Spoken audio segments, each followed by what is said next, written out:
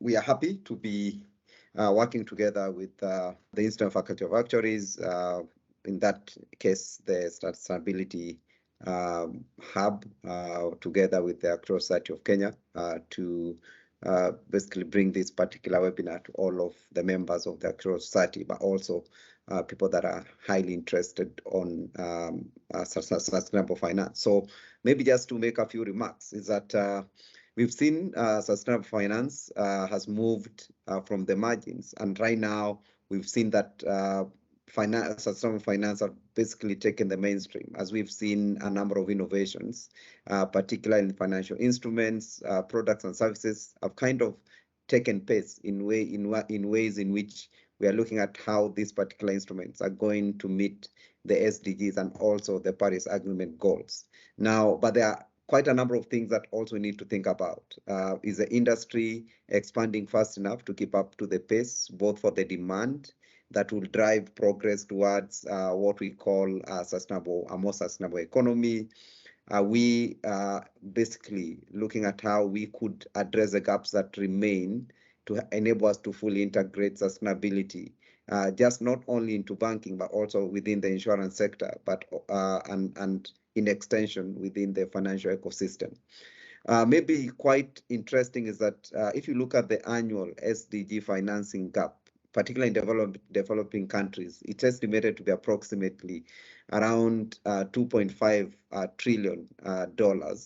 And that basically means that there's a lot of work that needs to be done, particularly in Africa. We've seen the market for green investments across the region also remains quite small.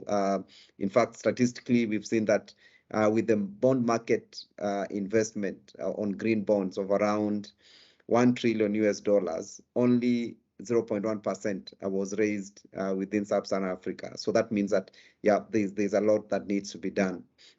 Now, also, we did a survey recently as FSD Africa in 3 countries, that is Ghana, Kenya, Nigeria. And one of the key things that came out was that the biggest obstacles to the future adoption of ESG is collection of data, because over 71% of respondents reported that it's difficult to collect data related to environmental and social risks, and only 47% indicated that there was difficulty in collecting governance risk. There's a lot that has been done in governance when we talk about ESG, but there's a lot of work that also needs to be done on the environmental and the social risks. Now, green bonds are one of the most, I would say, the foremost innovations in sustainable finance. And as FSD Africa, we've been supporting green bond programs in Kenya, Nigeria, and what we are basically looking at, how can we catalyze the market for green bonds in these key African economies and hubs. And what we've seen is that we've been working with partners across Kenya and Nigeria. And so far, we've managed to set up a couple of green bonds within those 2 particular countries. Also, we are keen on ensuring that sustainability themes funds, which might include mutual funds and also exchange traded funds that use ESG criteria, is in one way or the other implemented in some of the developing countries in Africa. And we know that South Africa has made a lot of traction, particularly seen through their Green Outcomes Fund, which enables mainstream fund managers and also other fund managers to crowd the funds towards investing in positive environmental outcomes and green jobs. But that does not mean that there are no challenges in Africa. So, for instance, challenges of mobilizing funds in financial markets, which include things such as market failures, lack of sound corporate governance, disclosure of environmental, social, and governance performance, is something that really impacts this particular part of the continent. And also channeling funds towards SDG sectors, such as entry barriers, inadequate risk return is some of the things that also we need to address within this particular ecosystem. But also just ensuring that we provide knowledge and understanding of ESG, because that is something that is really, really important. And today we are happy that we'll be discussing stress testing of environmental risks, and that in one or the other will have a greater impact in terms of enabling our members and also the financial institutions in Kenya, but also those people that are joining us outside Kenya to see how best they could implement some of these particular, I would say, statistics.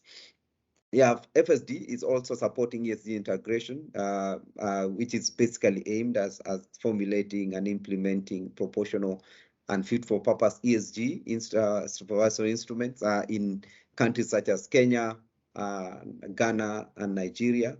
And also recently we did initiate what we call the TNFD, the Task Force of Nature Risks. And in this case, then we want to emphasize the context of specific nature-related risks and impacts and opportunities that face this particular continent.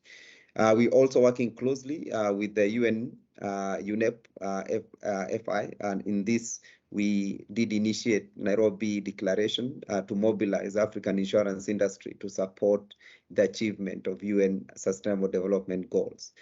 This task force was formed with FSD Africa, and we've been working closely with the Actuarial Society of Kenya.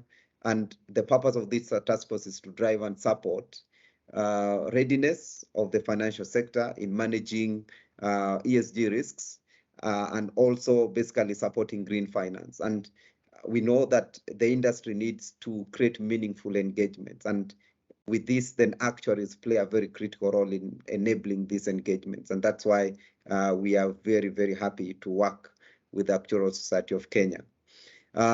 Also, we recently launched what we call the TECA. This is how we are looking at creating a fintech, creating fintech startups with solutions that will enable green resilience in most vulnerable communities around the world. And the initial focus is in Africa. So TECA will support pioneering entrepreneurs from idea stage to launch, expanding the pipeline of investable opportunities in fintech for climate resilient space. So it's something that I would urge our members to check out on TECA, the program that we recently launched, and it will be running for the next couple of years with one intention. We want to ensure that we create a fintech society that will advocate and support us in addressing climate-related risks. Over and above that, we are happy to continue this engagement, and we are really, really privileged today to have one of a very renowned and resourced person that will be speaking to us on stress testing on environmental risk. I'll stop at this particular point, but we'll be staying on this webinar for questions if you'll be having questions later. Thank you very much, and I'll take it back to maybe I'll welcome Sahib to make some few remarks before we welcome our speaker for the day. Thank you very much. Good morning, everyone, and thank you for the remarks this far, Elias. Mine will be very brief. Sorry, I'm not in a place to switch on my video. It's quite hectic here, but I'm happy to join the webinar. And as has been alluded by Elias, we are very happy as the Actuarial Society of Kenya for this ongoing collaboration through a working party as a task force on ESG with FST Africa. And we're very privileged that the actuaries locally are now getting more vibrant in the sustainable finance space. And a webinar like today is an example of the ongoing engagement with the members and the larger fraternity that are interested in this space. And definitely actuaries, the core being risk management, this is definitely a space of interest and will be in the foreseeable future. So I'd like to extend thank you to the FSD for the continued engagement. And I'd like now to introduce the speaker, who I believe has been discussed in terms of his credentials and his ability. And we look forward to the forum and the interactions. So over to you, and thank you very much.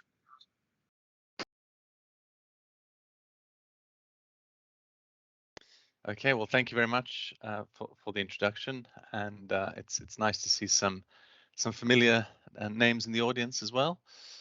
I'm just going to share my slides quickly, and we do have a lot of them to go through. So what I am planning to do is go through them very quickly and leave lots of time for discussion at the end as well. Now, I can only see my video screen very small in the corner of my screen, so if you can't see my slides, please do let me know. But what I'm going to do is start with an introduction on why this is really important. We're then going to go and have a quick look at what regulators, policymakers, and professions are doing across the world. I'll then dive a little bit into stress and scenario testing that has been carried out on some of the E aspects. And then finally, we'll consider the actuarial perspectives and what actuaries can do in this regard. And as I said, I promise I'm just keeping a close eye on the time. I will make sure to leave lots of time for questions at the end. But just to kick off then, I've put up two slides that I think you've seen before. Some of you may have seen before from the TASC 2021 convention in November, when my fellow IFOA Sustainability Board member, Nick Spencer, presented to you. And what I really wanted to draw out was the key, the key slide, I think, from his presentation, which is still valid, on, in terms of why this is important. And it's to do with the warming projection by the end of this century, which basically showed that if we keep going at our current rate, we're looking at sort of 3 degrees warming. And in order to get down to the sort of 1.5 degree global warming by the end of the century, which is what the Paris Agreement aims for, and what countries are sort of agreeing to target, that green graph is clearly going downhill pretty quickly, and in fact probably needs to go negative for the last 30 years of the century. So it's a really drastic change needed in order to limit global warming. And we've got a quote there from the CEO of AXA, which is a large French insurance company. He's sort of the opinion that a world that increases, where the temperature increases 2 degrees might be insurable. Yeah, he's not sure, but he thinks it might be. But anything up here in the blue, definitely not. So the scale of the problem is quite big. And I wanted to just spend a few slides. I know it's an actuarial audience, so it's nice just to show a few graphs to start off with. And I just wanted to do that to kind of contextualize the problem a little bit, if we think in terms of our day-to-day work and how some of this can be made relevant to what we do. And what I want to do first is just focus on the top graphs on this page. And before I go, I should probably say that none of these slides really are my own. I have picked and chosen the best I could find from a number of presentations, and I've chosen to keep the formatting in its original format, so you can see where they've come from. But more from the sort of postcard related slides. If we look at this top chart here, and I hope you can see it on your screen, or at least I hope you can see the yellow line. We've got a view there for UK, Canada, and the world as a whole. And what that yellow line that goes down quite significantly in each scenario shows is how much worse the GDP would be if we continue along the path we're currently going versus sticking to that 1.5 degrees that was agreed, the Paris Agreement of 1.5 degree global warming, and we do that in an orderly fashion. So you can see that basically the projection here that the IFOA has carried out in partnership with another company is that by the end of the century, the world's GDP is 70% worse than it would have been had we tried to, over the course of this century, limit global warming to 1.5 degrees. So I think that I think in itself is quite a critical factor to bear in mind. And I mean, I've got the two countries here, which may not be relevant to you, but I can assure you that every single country has the similar looking graph.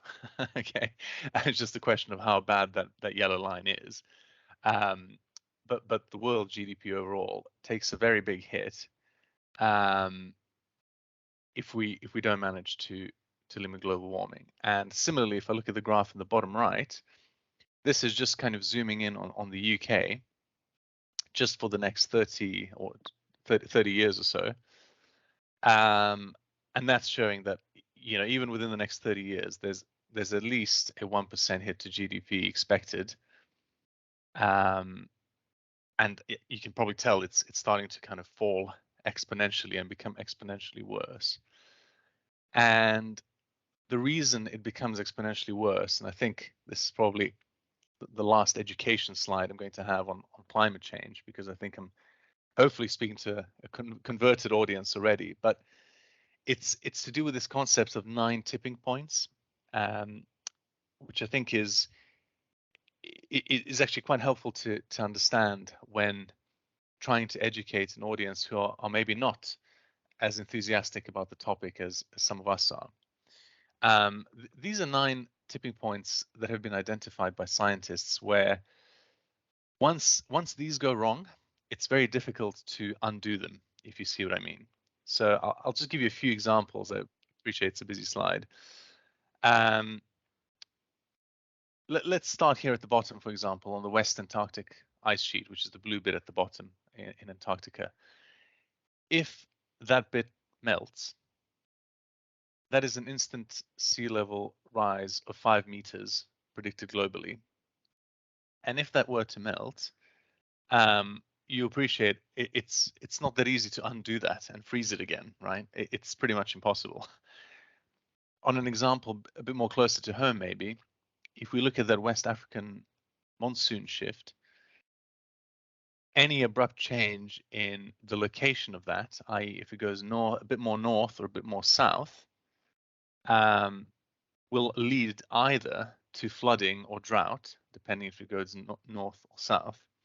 And if that monsoon does shift north or south, it's pretty much impossible to, you know, move it back physically, back to where it is.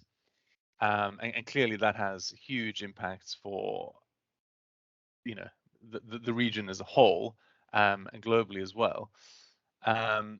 Another example might be the Amazon rainforest dieback, where any significant amount of dieback, which cannot be replenished, is predicted to increase in a huge decrease in rainfall globally, actually, in addition to the big biodiversity loss. So there are 9 things on this page which are really the critical 9 climate tipping points. And the reason why those graphs on the previous slide have that exponential plummet in the latter years is due to the fact that once we start breaching some of these 9, the damage becomes irreversible. And it's not just a case of, you know, investing in something a little bit more green, or, you know, not underwriting a coal mine or whatever it is. It becomes actually very, very difficult, if not impossible, to undo some of the damage. So these are the 9 tipping points we're trying to avoid getting ourselves into as a sort of world as a whole.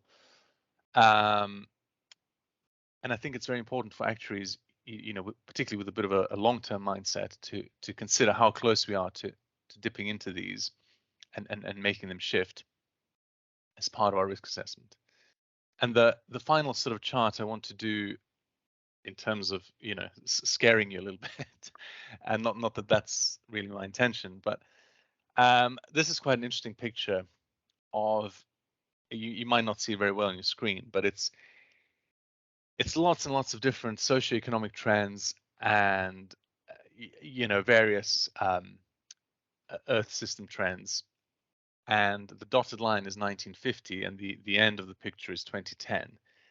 And pretty much wherever we go on this page, you can see that, you know, there wasn't a lot of it beforehand, and now it's sort of shooting exponentially up, and there is lots of it. So whether it's population, whether it's, I don't know, nitrogen, whether it's the amount of shrimps that are caught down here, or whether it's water use, every single graph on this page is going in a very clear single direction. I think as actuaries, you'll probably recognize, and I've done this before. I don't have the ability to take a vote on Teams at the moment, but where I have done a vote before and asked actuaries, do you think these graphs can keep on going forever in this direction? You probably wouldn't be surprised that most people say, no, I think at some stage all these graphs are going to have to, either flatten out or come down a little bit, because, no graph ever goes up infinitely exponentially. So I think,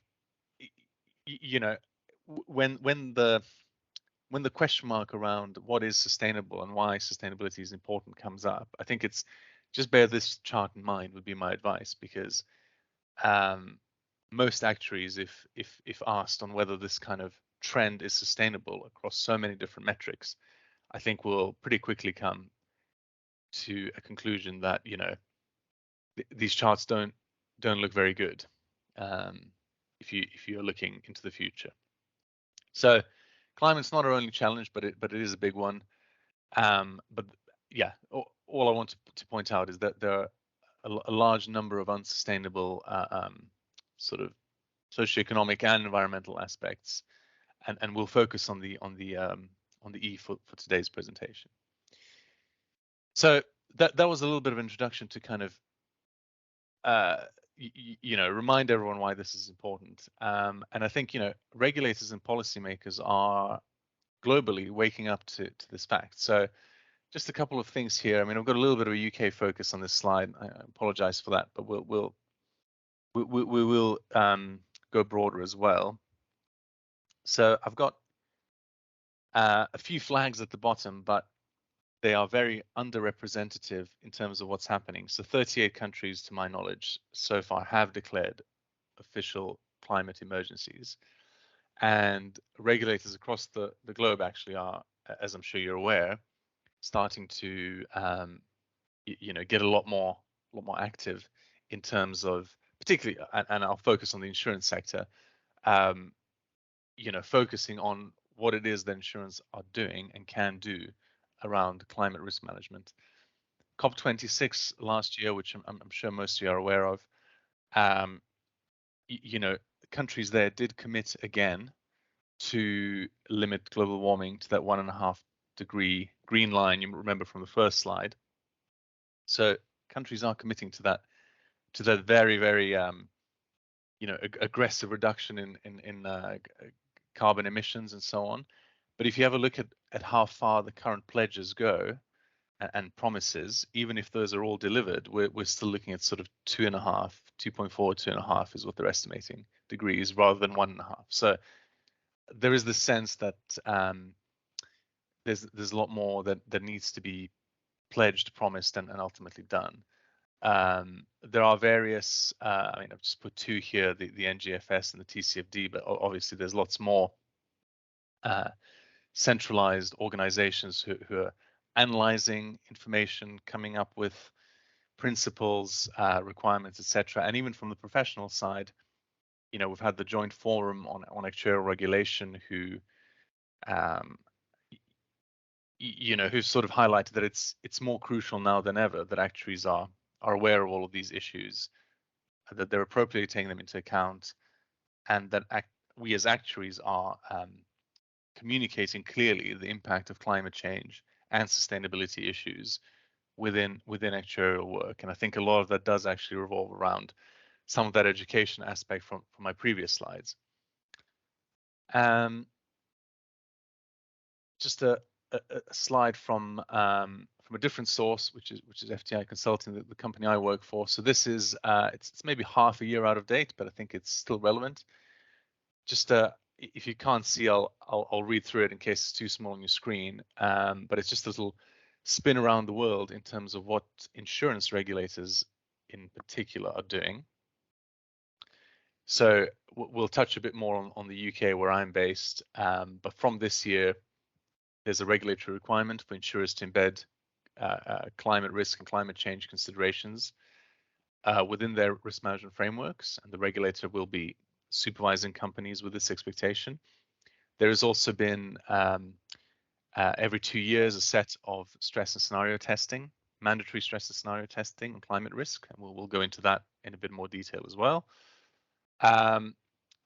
More broadly, I mean, the IOPA, the European regulator, has set out similar requirements from this year, from this year end, including actually on remuneration policy. So companies are going to have to show how climate targets and achieving those targets is linked to pay and bonuses, which is going to be quite interesting, because I think that's that's one way of making it real for people. But more broadly, I mean, Japan is mandating climate-related disclosures. Hong Kong is issuing guidelines on considering climate risk as part of an insurer's risk management framework. Australian regulators published practical guides on financial risks from climate change. I think Elias touched a little bit on South Africa, but sort of similar guidance on sustainability. Bermuda is increasing its focus on climate change matters and is sort of expecting some consideration of climate risk within insurers' regular risk management frameworks. In the US, the national sort of insurance supervisor has said that climate risk, natural catastrophe, and resiliency are sort of one of its 4 top regulatory priorities for this year. And Canada, they're busy doing a climate scenario stress testing exercise this year. So I think the message is quite clear. It's it's hard to hide. Regulators across the world in the insurance sector are approaching this, and I'd say in a reasonably well, it's not necessarily the same regulation. It's definitely the spirit is the same, or similar in any case, in terms of making sure that insurers are really thinking about climate risk as part of their general day-to-day risk management over the short, medium, and long-term time horizon. I think that plays very well to actuaries, the role that actuaries can play. So let's just quickly, since I'm based in the UK and have expertise on what the PRA are sort of focusing on, just to quickly kind of sum up what the PRA, which is the UK regulator, has told the insurance industry here. So there was a supervisory statement in 2019 that set out expectations for banks and insurers on managing financial risk from climate change through governance, risk management, scenario analysis, and disclosure. And then a year later, they sent a letter to the CEO of every insurance company, which set out quite detailed guidance, asking for all this guidance to be implemented by the end of 2021. So that's sort of the time frame to bear in mind, I think, once regulators get going on this picture.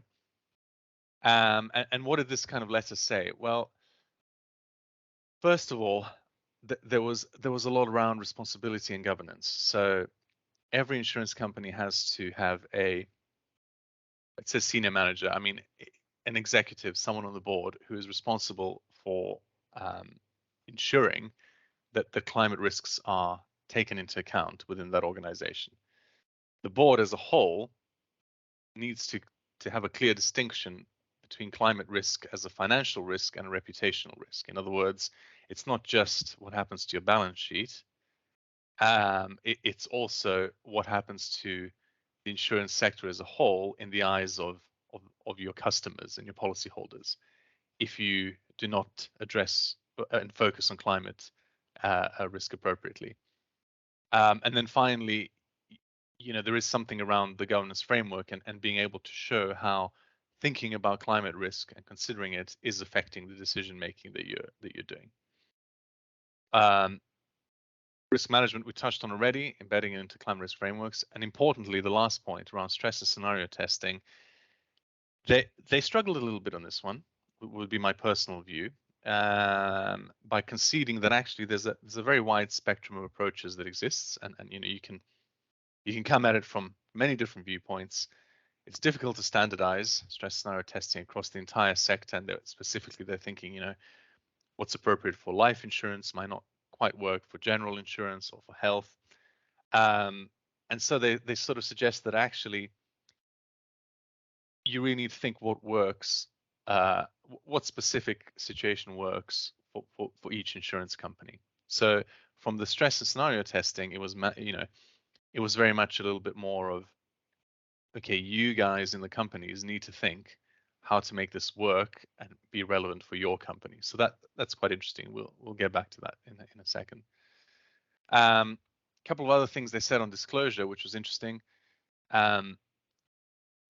Really stressing the importance of high quality disclosures, and I think that lends itself a little bit to that data point that Elias was talking about, and encouraging companies to make relevant disclosures rather than just disclosing stuff for the sake of disclosing it, and then mandating companies disclose in line with TCFD recommendations. I think this is something that many other regulators across the world are starting to do as well. So that was this letter that really kick-started, I guess, the consideration of climate change within insurers in the UK. And just very quickly in the background, from a professional perspective, the IFOA has been working on this on a climate change statement as well. And you'll probably be aware that we do now have the Sustainability Hub. There's a link there we can look at afterwards. A task force, the Actuaries Code has actually just recently changed in the UK, which mandates actuaries to consider climate risk as part of the general suite of risks that they consider. So a lot of stuff going on, I think, from a regulatory and policy perspective. But let's maybe dive into the stress testing approaches. And I'm actually going to start off with something that EIOPA put out, the EU regulator. They set out a little workflow in terms of how they expect insurers to go about this. And the first thing they want you to do is a materiality assessment, which is to try and identify which climate change risks are and are not relevant to insurers. And importantly, if you conclude this isn't relevant to you, you still have to disclose it in your annual ORSA, which I think is a concept everyone's familiar with, the own risk and solvency assessment. And you have to explain why, what your rationale was for concluding that climate risk was not important to you. So it's not like you can do nothing if you decide it's not material. You still have to do pretty much an analysis and a report. If you do conclude it's material, and I'd argue that most companies would do that, then you have to carry out a scenario analysis where you consider at least two scenarios. And they are very top down. So one scenario is where we manage to keep global warming below 2 degrees by 2100, and another where we don't manage that. And you have to try and quantify the impact to assets and liabilities of these scenarios. And again, this lends itself very well to what actuaries do. There is then the kind of requirement to report your findings within the ORSA and to figure out what you're going to do with that in terms of your business plan and strategy. Okay, so from the end of this year, this process becomes mandatory in the EU. And I'm going to zoom in a little bit on in the UK in particular, what has been done on the climate scenario analysis. But I just thought it'd be helpful to have this little workflow up because it does show you that the regulatory expectations are not going to be to stop here if you don't think this is a big deal at the non-material risk. They'll still want you to disclose something and show the analysis. So in the UK, and I won't read this whole slide, but I mentioned that there's been this every 2 years they've been carrying out since 2019 a exploratory set of scenarios with the aim of understanding the size of the financial exposures of the sector to climate risks, understanding the challenges that the business models will face from these climate risks, and sort of using it to help the insurers in improving their management of climate-related financial risks, mainly because they ask you sort of to think about what management actions you would take in in terms of the outcomes of this exercise. Just very briefly, I think in the UK, it's been about just under 2/3 of the market, I think, have had to take part in this exercise, but many others have done it voluntarily. But certainly, if you'd like to look at some, I mean, the disclosures were confidential to the regulator, but I'd argue that some of the names you see in here, in terms of the larger UK companies, if you were to look on their reports and accounts on the internet, the level of disclosure on this topic would be, quite good, I think. So if you do want to take a peek at what some of the companies are reporting on this, these are probably the ones to focus on. This is probably the most important slide I want to cover, and it really is sort of what did the UK do on climate stress testing? And essentially they said, look, there's two key risks that we're going to focus on: transition risk and physical risk. Now, transition risk is the risk that arises when the economy moves from a very carbon intensive one to one that has low or zero emissions. So there's going to be lots of things that have to change within the economy for that transition to happen, and there is risks will arise from that process. On the other hand, there's the physical risk of what happens if there is significant global warming and climate change in the future. So these are the two, trying to avoid that situation and transitioning away from carbon intensive, that there's some risk involved there. And then if we don't make it and there is significant climate change, what is the physical risk of that? And so what they said is right. The way to think about these two risks is through three different scenarios. First one is an early action one, which means everyone realizes how important this is, and everyone, and by everyone I mean globally, starts transitioning to a net zero economy straight away, aiming to be net zero by 2050. So that is quite a big transition, I'm sure you'll agree, and it means that there is quite significant transition risk. We'll go into how that's been defined, but hopefully not so much physical risk at the end of the day, because global warming has been managed. On the other hand, scenario 2 says, okay, let's assume that everyone, it's sort of all talk and no action for another 10 years, and then suddenly people realize, uh-oh, we've left it too late. We need to make a big effort now. So in 2031, in 10 years time, there's a sudden, global move to quickly transition away from carbon intensive industries and into carbon intensive economy. And so that has very high transition risk, but hopefully still relatively manageable physical risk. And then the third scenario is one where, people talk about it, but no one ever does anything. And we just kind of keep drifting as we are at the moment. And there's actually very little transition away from how we do things at the moment. But obviously at the end of the day, quite significant global warming and quite high physical risk. So this picture probably really sets out that early action, late action, and no action set of scenarios. And what the regulator did, working with various bodies, is start giving lots and lots of granular assumptions on various macro and micro, I guess you could say, metrics that underlie each of these scenarios. And you can find all of this online on the PRA website and download the big tables of assumptions and so on. But I'm just going to quickly flick through some of the assumptions so you get a sense. I've got two for transition risks. So here's an interesting one.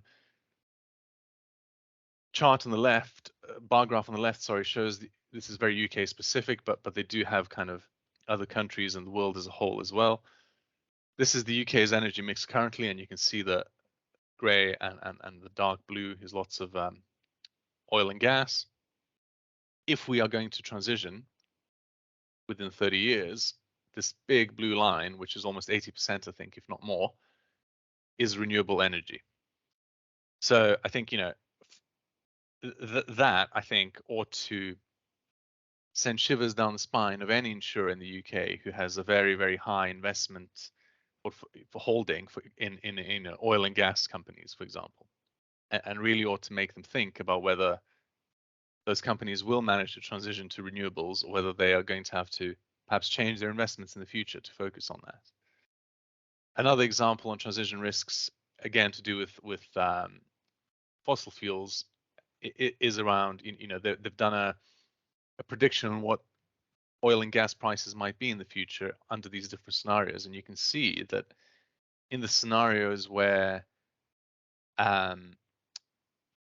we start really limiting and say taxing or disincentivizing companies and people to use oil and gas in the UK, the price of those commodities starts shooting up quite significantly. So these are the kind of things that they've started thinking about, and then they've tried to translate this into, what does that mean for interest rates, inflation, and various other metrics that you might just use in your standard valuation as an actuary. And all of this is available online. Two quick physical risk examples. I'm so conscious of the time. Here's a chart of rainfall that they're predicting in the UK. On the left is right now, and on the right is what it might be in various scenarios. And so clearly, if you are providing flood risk insurance in the UK, as an example, and this graph here is telling you that there'll be 30% more rainfall across the whole country, pretty much, in this scenario. That is something that you can directly apply to your models to try and understand some of that catastrophe risk that could arise.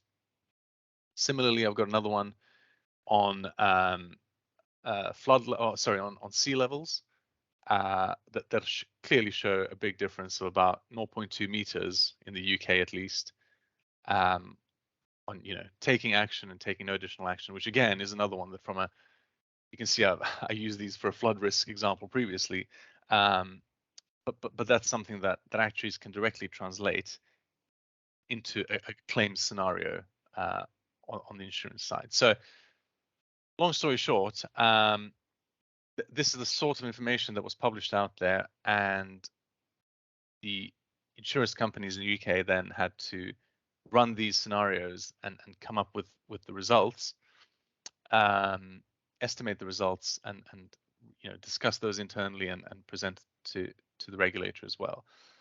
So just a few actuarial perspectives in terms of how this actually links to actuarial work. I mean, there's that internal bit, right, in terms of understanding the impact on the assets and the liabilities.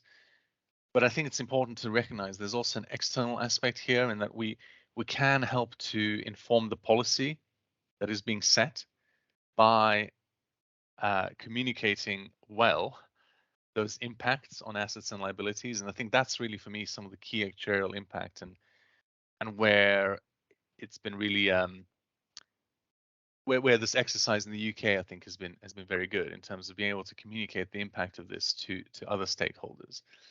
I think in terms of practically what actuaries have been doing, I mean, clearly understanding the economic and market impacts is an obvious area. We're very well placed to do some of the modeling impacts. I think in particular, trying to understand some of those long-term GDP impacts, trying to think about the transition physical impacts I just showed you on your claims profiles and the asset investments is an obvious area that actuaries can be involved in. Slightly less obvious, but equally as important, I think there is that liability side. I've got a health example here.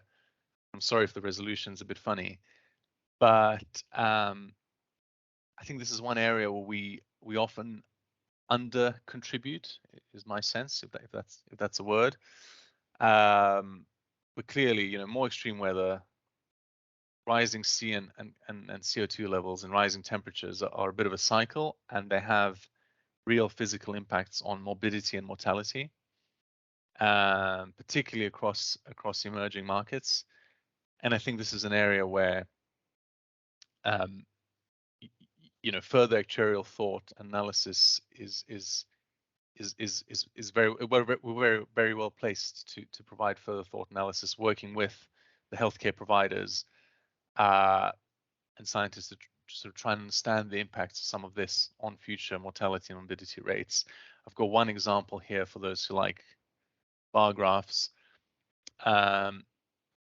This is to do with heat waves, and it's the numbers here are billions of people, and this is how many people have had, effectively how many days of heat wave exposure have they had per year. And here we have sort of 3 billion person days, which it's effectively the equivalent of saying 1 out of every 2 humans has had a heat wave day in 2019. And clearly, we you know, as you know, heat waves are the cause of increased mortality. So you can imagine by 2100, if this trend continues, there's bound to be a very negative impact on mortality of over 65s, as this chart's showing. So this is some of the. I'm just trying to give an example of the areas where actuaries can get involved and start taking kind of scientific information and translating it into, you know, stresses and scenarios and assumptions underlying their own valuations.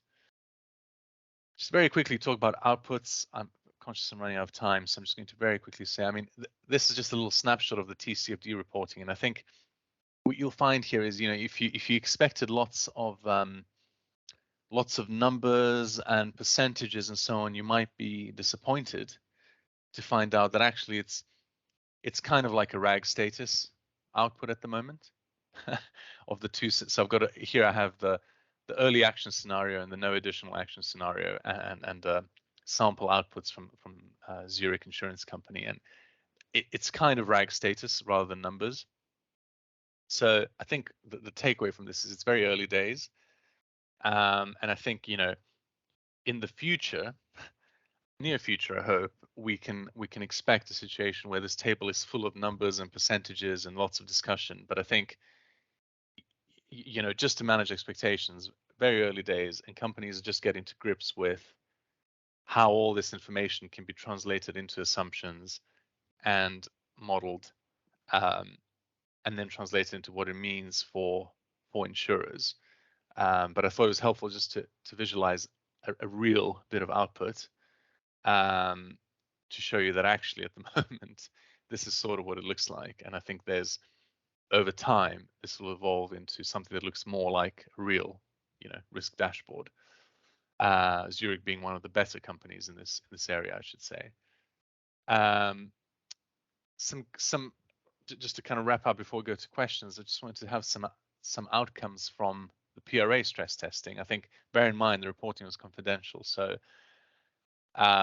some of these themes are more through discussions and so on. But I think key comments for me were the transition risk seemed very high because everyone was assuming that there will be lots and lots of coordinated government action policy across the world on this, and therefore insurers were sort of concluding that ultimately the physical risk will be relatively low because we won't end up in a very bad scenario. I think the regulator is challenging that to some extent for the next round of stress testing.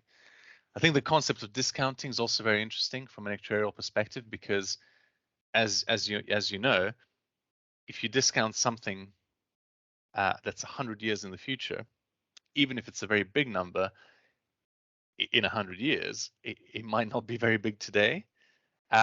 So the concept of discounting does skew a little bit some of the impacts to insurers, and therefore makes it quite difficult to link a 100-year problem to a 3 to 5 year business plan.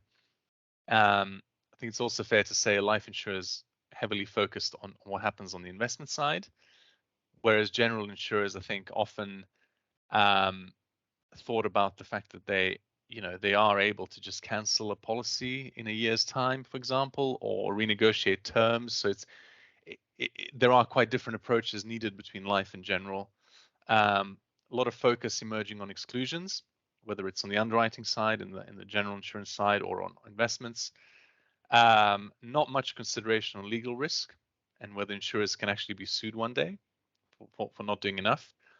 And I think overall, a lot of companies admitting that they need to do a lot more education, both internally and externally, on this topic as a whole. So I think, bottom line, it is very early days. There's lots to learn, but plenty of opportunity of information out there online, and good area for actuaries to get thinking. I would be very happy to take any questions. So, Lucy, Elias, over to you guys. Yeah, thank you. Thank you so much, Darko. I think your presentation was very much insightful. And I think some of the takeaways I got was that the developed world is really ahead in terms of even doing disclosures and basically trying to get the word of ESG, especially the E part, out there in the financial sector.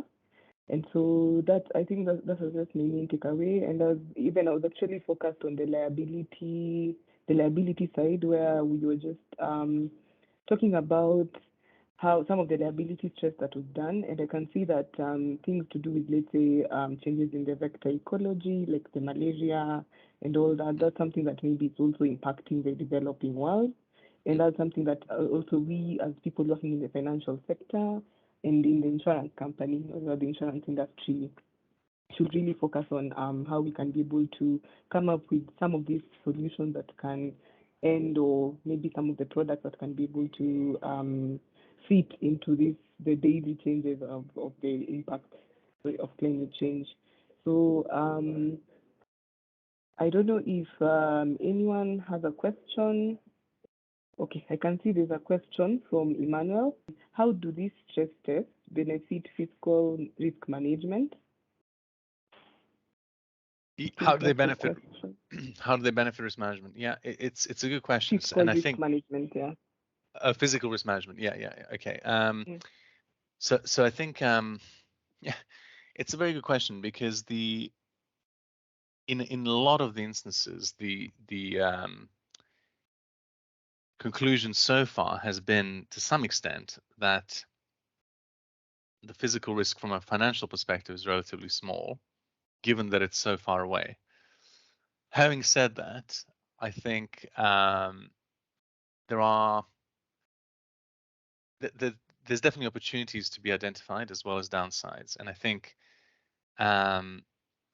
what I've seen so far is insurers thinking about two things, particularly I think on the non-life side, around what the landscape will look like given the physical risks if they were to materialize, and how might we need to change our products in order to serve the new world. And similarly, are there ways of proactively mitigating some of the physical risks? So the one area I've spoken about before already is on flood risk, which is an area that I'm familiar with. And so, for example, one thing I've certainly noticed is it's definitely spurred some insurers to think quite carefully about all the various tech solutions they can start thinking about to proactively mitigate flood risk.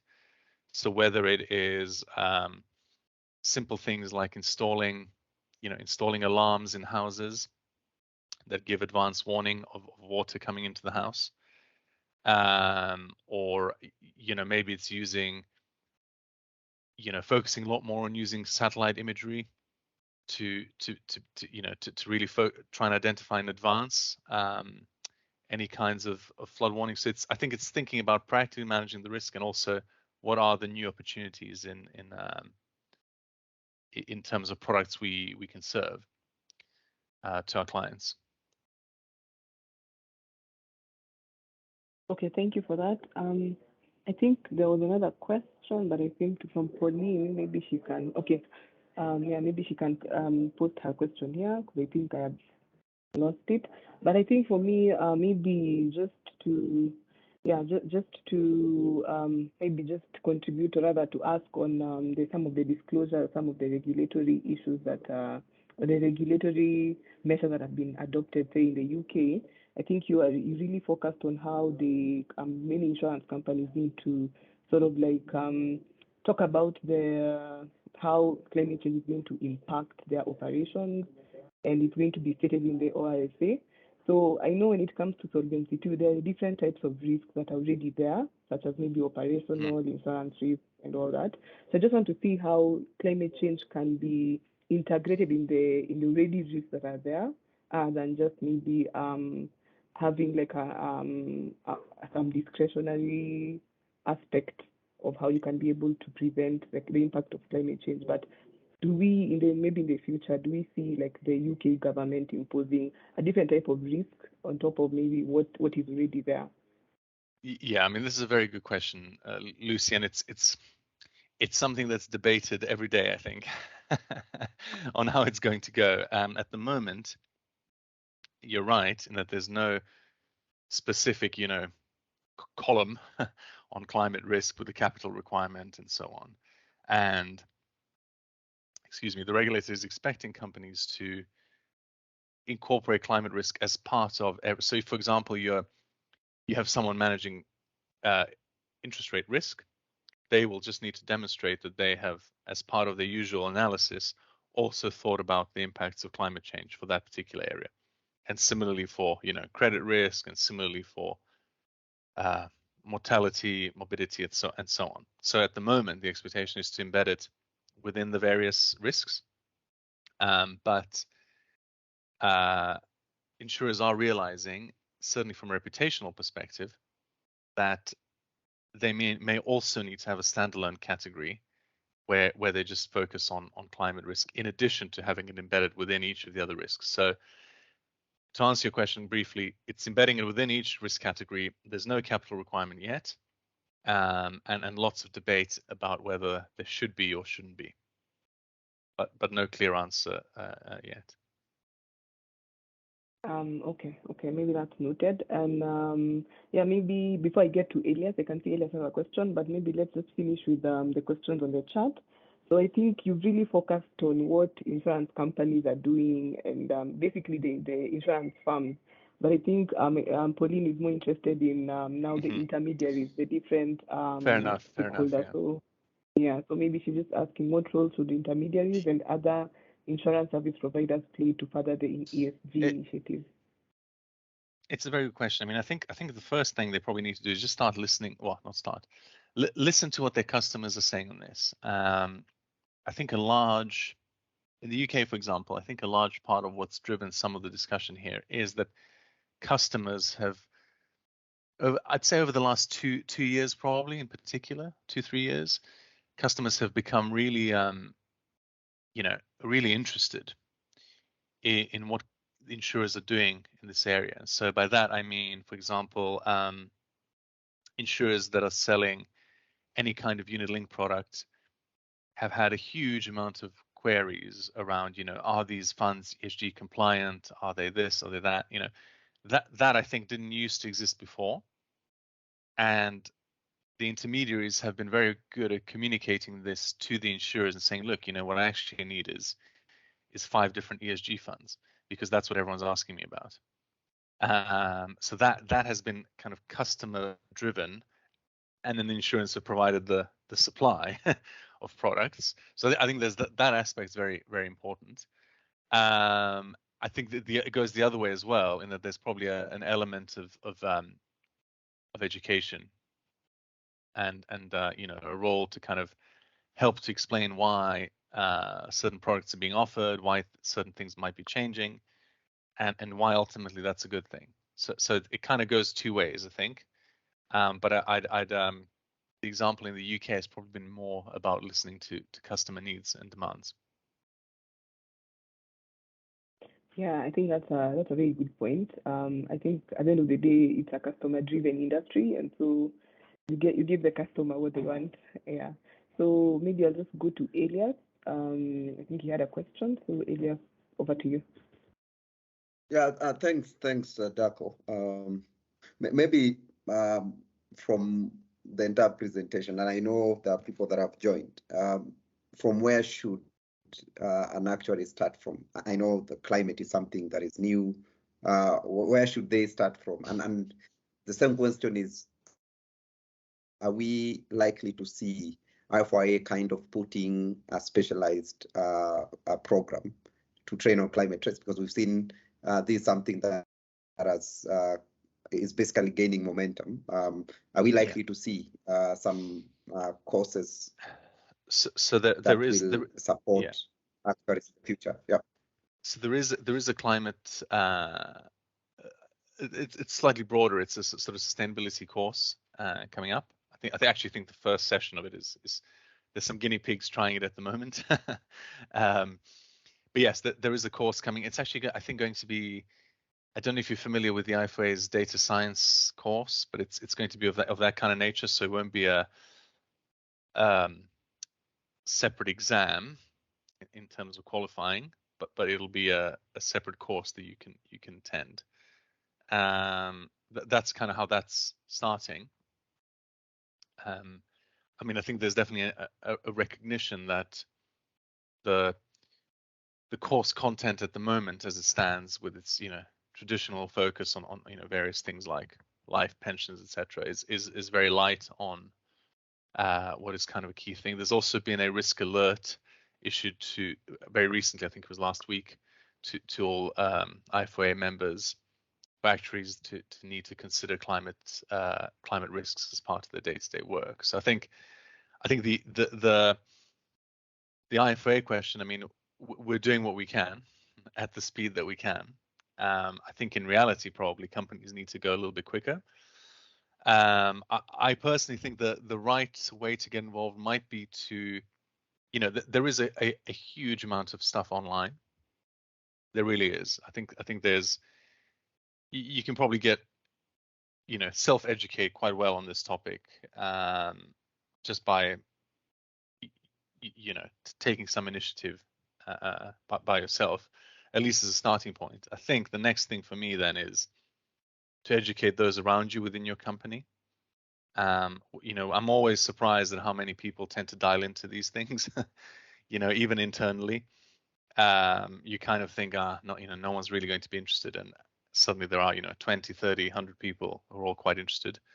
So that to me is important. And I think once you get that momentum within your company, that there usually is scope to start thinking a little bit about, what are we doing as a company? What does this look like? Can we put some time aside to understand, at least at a high level, what's going on? And that's probably the best way to start that conversation. Assuming there aren't any external pressures, such as the regulator trying to get you to do various reporting or stress testing, etc. So that's probably that's kind of the organic way to do it, I guess. And to be honest, I think it works quite well. People with enthusiasm for the topic can get others enthused pretty quickly. So that'd be my advice.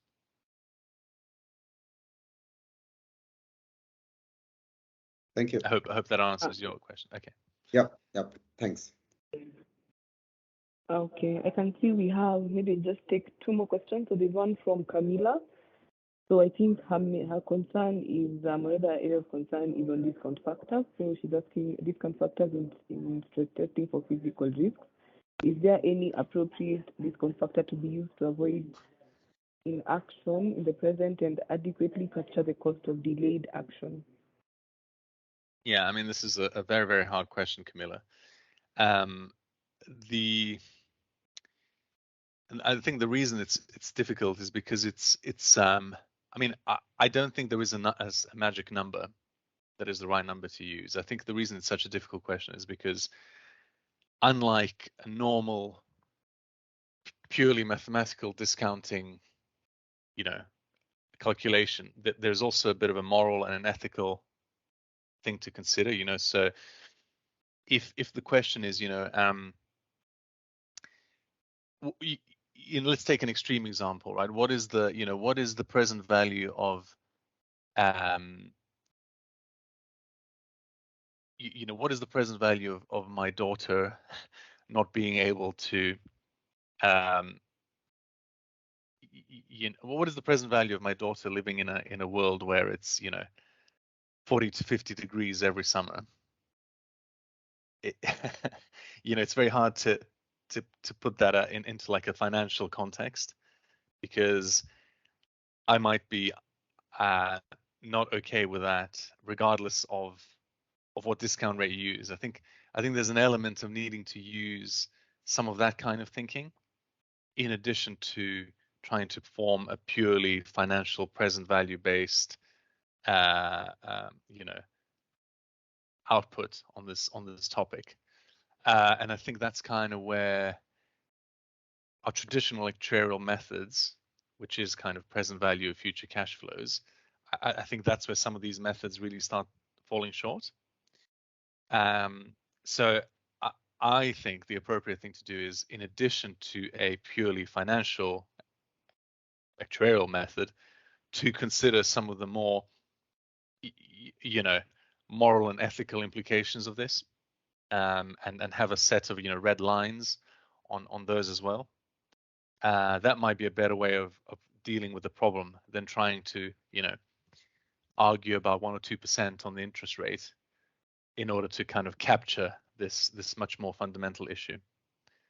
So that's the way I do it. I'd probably just give it 2 different lenses and then have the discussion, rather than try and force it all through a interest rate argument. Cool. Okay. Yeah, I think that's it for the questions. I don't know if anyone else has a question, but given that also we've really taken like around 15 minutes of your time, I think it's a good time, or a good way to wrap up the discussion. I think it's going to be it's a continuous discussion, but I think this one just gives us like an overview on what the developed markets are really focused on, especially when it comes to ESG, or the E bit, and how maybe us as the developing world, especially here in Kenya, how we can be able to help the regulator to come up with such disclosures. And given that, I know for us, we can't really talk about the hurricanes and the tornadoes, but climate change is also impacting us in different ways, such as low food productions and getting adequate rainfall. So we also need to help our regulator and us working in the financial sector in general to just be able to deal with this new issue, and also sign up to not only the Nairobi Declaration but also the Paris Agreement, because it's something that we have to do we have to come as a united front. So so thank you so much for joining. I think we'll be sharing the presentation afterwards. And in case you have any questions or anything, you can also just reach out to us through our task email. And we also have right now we also have our ESG handles on LinkedIn, the ESG task force. You can also just post your questions there, or you can be able to interact there. We're also on Facebook, and we also have our own email that will be shared. So thank you very much, and enjoy the rest of your afternoon for us. Thank you. And for Darko, I think late morning hours. Yeah, thank you. Thank you. Take care. Bye.